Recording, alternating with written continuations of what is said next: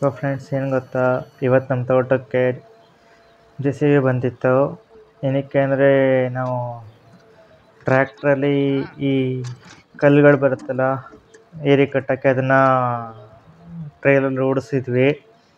So ಅದನ್ನು ಎತ್ತಿ ಈ ಕೆರೆಗೆಲ್ಲ ಈ ಪ್ಯಾಸೇಜ್ ಥರ ಮಾಡ್ತಾರೆ, ಕಾಲುವೆ ಅಂತಾರೆ, ಆ ಥರ ಮಾಡಿ ಸಣ್ಣದಾಗಿ ಇಲ್ಲಿ. ಅದಕ್ಕೆ ಬೇರೆಯವರಿಂದ ಇವತ್ತು JCB ಮತ್ತು ಕೆಲಸದವ್ರು ಬಂದಿದ್ರು.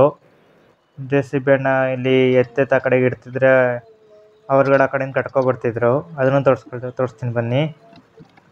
ಇಲ್ಲ ಎತ್ತು ಹಾಕ್ತಿದ್ದಾರೆ. ಒಂದೊಂದಂತೂ ಗಾಡಿಗೆ ಸಿಗ್ತಾನೆ ಇರಲಿಲ್ಲ. ಅದು ನಮ್ಮ ಫ್ರೆಂಡ್ ಬಕೆಟಿಂದ ಹಾಕಿದ್ರು. ಅದನ್ನು ತೋರಿಸ್ತೀನಿ ನಿಮಗೆ. ಎಕ್ಸ್ಪರ್ಟ್ ಆಗಿರ್ಬೇಕು ಈ JCB ಓಡಿಸ್ಬೇಕಂತ.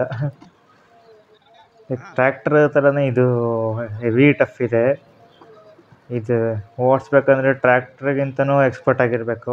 ಯಾಕೆಂದರೆ ಟ್ರ್ಯಾಕ್ಟರ್ ಆದರೆ ಒಂದೇ ಸಮನೆ ನಿಲ್ಲುತ್ತೆ. ಇದು ಒಂದು ಸತಿ ಅಪ್ ಡೌನ್ ಆದಾಗ ಹೆವಿ ಕಂಟ್ರೋಲ್ ಮಾಡಬೇಕು ಈ ವೆಹಿಕಲ್ನ.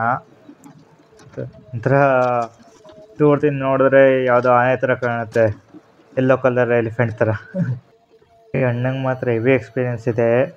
ನಾನು ಗಾಡಿ ಒಳಗಡೆ ಕೂತ್ಕೊಂಡಾಗ ಸುಮಾರು ಸತಿ ಗಾಡಿ ಫ್ರಂಟು ಫುಲ್ ಎತ್ತುತ್ತಿತ್ತು ಗಾಡಿನ, ಹಿಂದ್ಗಡೆ ಟಚ್ ಆಗ್ತಿತ್ತು ಕೆಳಕ್ಕೆ.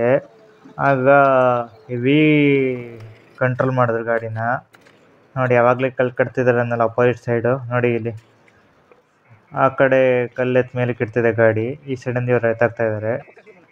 ನನಗಂತೂ ಹೆವಿ ಶಾಕ್ ಆಯಿತು.